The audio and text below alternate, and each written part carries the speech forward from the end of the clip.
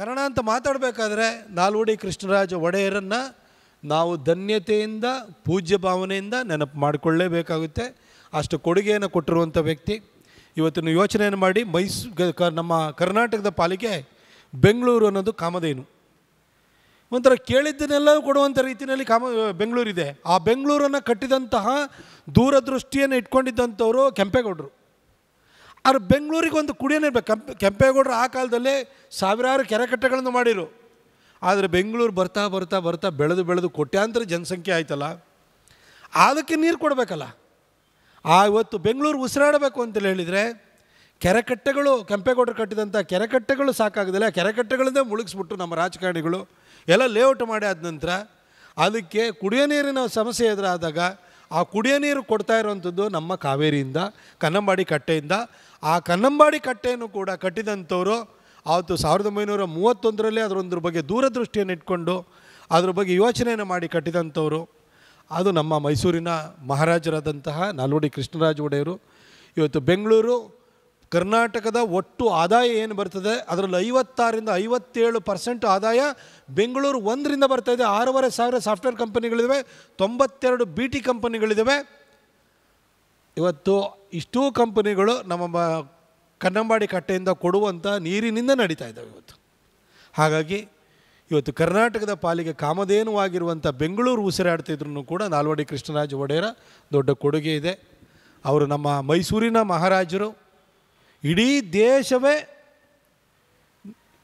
ಒಂದು ಗೌರವದಿಂದ ನೋಡುವಂತಹ ಆಡಳಿತವನ್ನು ಈಗಿನ ರಾಜಕಾರಣಿಗಳಿಗೂ ಕೂಡ ಮೇಲ್ಪಂಕ್ತಿ ಆಗುವಂಥ ಆದರ್ಶಪ್ರಾಯವಾದಂತಹ ಒಂದು ಆಡಳಿತ ವ್ಯವಸ್ಥೆಯನ್ನು ಕೊಟ್ಟಂತಹ ಮಹಾರಾಜರು ನಮ್ಮವರು ಅನ್ನೋದು ನಮಗೆ ಖಂಡಿತ ಖುಷಿನ ಕೊಡುತ್ತೆ. ಇನ್ನು 10 ತಲೆಮಾರು ಬಂದ್ರೂ ಕೂಡ ನಾಲ್ವಡಿ ಕೃಷ್ಣರಾಜ ಒಡೆಯರು ನಮ್ಮ ಜೊತೆ ಇವತ್ತು ಇಲ್ಲದೇ ಇದ್ರೂ ಕೂಡ ಇನ್ನು 10 ತಲೆಮಾರು ಬಂದ್ರೂ ಅವರನ್ನು ನೆನಪು ಮಾಡಿಕೊಳ್ಳೇಬೇಕು. ಅಂತಹ ಒಂದು ಮೇರು ವ್ಯಕ್ತಿತ್ವ ನಾಲ್ವಡಿ ಕೃಷ್ಣರಾಜ ಒಡೆಯರ್ದಾಗಿತ್ತು. ಅವ್ರನ್ನ ನಮ್ಮ ಕನ್ನಡಿ ಚಳುವಳಿ ಕೇಂದ್ರ, ನಮ್ಮ ಮೂಗೂರು ನಂಜುಂಡಸ್ವಾಮಿಯವರು ಅವ್ರ ಬಗ್ಗೆ ಧನ್ಯತೆಯಿಂದ ನೆನಪು ಮಾಡಿಕೊಂಡು ಕಾರ್ಯಕ್ರಮ ದೊಡ್ಡದೋ ಸಣ್ಣದೋ ಆದರೆ ಕೃತಜ್ಞತಾ ಭಾವ ಅಂತಿರುತ್ತಲ್ಲ ಮನುಷ್ಯನಲ್ಲಿ. ನಮಗೆ ಒಂದು ಮನೆಯಲ್ಲಿ ನೀವು ನೋಡಿ, ನಾವು ಯಾವುದಾದ್ರು ಒಂದು ಪ್ರಾಣಿ ಸಾಕಿದ್ರೂ ಕೂಡ ನಾವು ಬಂದರೆ ಅದು ಏನು ಅಂತಂದರೆ ದಣಿ ಬಂದಾಗ ಅದು ಭಾಳ ಧನ್ಯತೆಯಿಂದ ಬರುತ್ತದು. ನಮ್ಮ ಪ್ರೀತಿಯಿಂದ ನಮ್ಮ ಜೊತೆ ಇರುತ್ತೆ. ಒಂದು ಸಾಕು ಪ್ರಾಣಿಗಳಿಂದ ಅದು ಹಸುವಿಂದ ಹಿಡಿದು ಬೇರೆ ಪೆಟ್ಸ್ ಇರ್ಬೋದು ಯಾವುದೇ ಆಗಲಿ. ಹಾಗೆ ನಮಗೆ ಮಹಾರಾಜನುಂಟಲ್ಲ ನಮ್ಮನ್ನು ಭಾಳ ಮಕ್ಕಳಂತೆ ಅವರು ಸಾಕಿಸಲು ಇದ್ದಾರೆ. ನಾವು ಕೂಡ ಆ ಧನ್ಯತಾ ಭಾವ ಇರಬೇಕು. ಈಗ ಎಷ್ಟೋ ಸರಿ ನಾವು ಈ ಕೃತಜ್ಞತಾ ಭಾವ ಧನ್ಯತಾ ಭಾವನ ಮರೆತು ಬಿಡ್ತೀವಿ. ನಾವು ಎಷ್ಟೋ ಸಂದರ್ಭದಲ್ಲಿ ಕಣ್ಮರೆ ಆದಾಗ out off site out of mind ಅನ್ನೋ ಥರದಲ್ಲಿ ಆಗೋಗ್ಬಿಡುತ್ತೆ. ಆದ್ರೂ ಕೂಡ ನಮ್ಮ ಜೊತೆ ಇಲ್ಲದೇ ಇದ್ರೂ ಅವ್ರನ್ನ ನೆನಪು ಮಾಡಿಕೊಂಡು ಅವರ ಜಯಂತಿನ ಆಚರಣೆ ಮಾಡಲಿಕ್ಕೆ ಇವತ್ತು ಪ್ರೆಸ್ ಕ್ಲಬ್ನಲ್ಲಿ ಆಯೋಜನೆಯನ್ನು ಮಾಡಿರುವಂಥ ಮೂಗೂರು ನಂಜುಂಡಸ್ವಾಮಿಯವರು, ಅವರೆಲ್ಲ ಸ್ನೇಹಿತರು, ನಟರಾಜ್ ಜೋಯಿಸರು ಇದ್ದಾರೆ, ನಮ್ಮ ಹೆಳವರಗುಂಡಿ ಸಿದ್ದಪ್ಪನವರಿದ್ದಾರೆ, ಹಾಗೆ ತುಳಸಿರಾಮ್ ಅವರು ಇದ್ದಾರೆ, ಎಲ್ಲರನ್ನೂ ಕರೆದಿದ್ದಾರೆ. ಹಾಗೆ ಇಂಥ ಒಂದು ಸಂದರ್ಭಕ್ಕೆ ನಾಡಿನ ಹೆಸರಾಂತ ಪತ್ರಕರ್ತರು ಈ ಭಾಗದಲ್ಲಿ ಪತ್ರಕರ್ತ ಅಂತಂದರೆ ನಮಗೇನಾಗುತ್ತೆ ಅಂದರೆ ರಿಪೋರ್ಟ್ ಫೈಲ್ ಮಾಡಿಬಿಡ್ತಾರೆ. ಆಮೇಲೆ ನೆಕ್ಸ್ಟ್ ಇನ್ನೊಂದು ರಿಪೋರ್ಟ್ ಯಾವುದಿದೆ ಅಂತ ಹುಡ್ಕೊಂಡು ಹೋಗ್ತಾರೆ.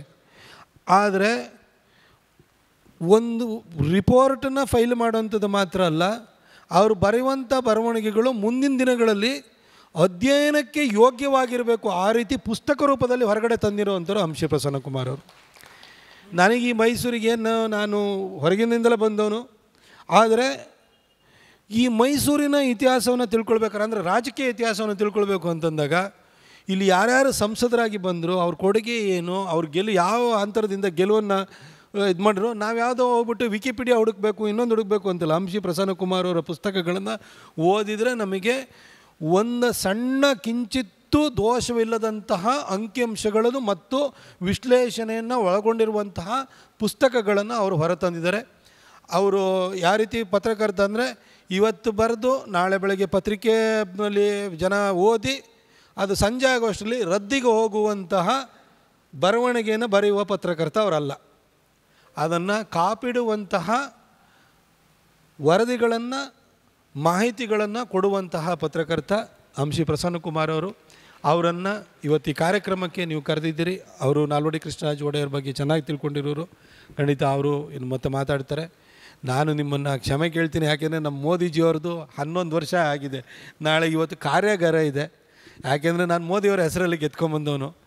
ನಮಗೂ ನಾಲ್ವಡಿ ಕೃಷ್ಣರಾಜ ಒಡೆಯರು ನಮ್ಮೆಲ್ರಿಗೂ ಯಾವ ರೀತಿ ಅನ್ನದಾತರೋ ಹಾಗೆ ನಾನು ಸಂಸದನಾಗಲಿಕ್ಕೂ ಮೈಸೂರು ಮತ್ತು ಕೊಡಗಿನ ಜನರ ಎಷ್ಟೇ ಆಶೀರ್ವಾದ ಅಂದ್ರೂ ಕೂಡ ಒಂಥರ ದೇವರ ಸ್ಥಾನದಲ್ಲಿ ಕೃಪೆಯನ್ನು ತೋರಿದಂಥವ್ರು ನರೇಂದ್ರ ಮೋದಿಯವರು. ಅವರ ಒಂದು 11 ವರ್ಷಗಳ ಸಾಧನೆ ಬಗ್ಗೆಯೂ ಕೂಡ ನಾವು ಸ್ವಲ್ಪ ಜನಕ್ಕೆ ಮಾಹಿತಿಯನ್ನು ಕೊಡುವಂಥದ್ದು, ಜಾಗೃತಿಯನ್ನು ಮೂಡಿಸುವಂಥ ಕೆಲಸವನ್ನು ಮಾಡಬೇಕು. ಹಾಗಾಗಿ ಆ ಕಾರ್ಯಕ್ರಮ ನಿಮಿತ್ತ ತೆರಳಲಿಕ್ಕೆ ನಿಮ್ಮ ಅನುಮತಿಯನ್ನು ಕೋರ್ತಾ ಎಲ್ಲರಿಗೂ ಒಂದ್ಸಿ ನನ್ನ ಮಾತನ್ನು ಮುಗಿಸ್ತೀನಿ.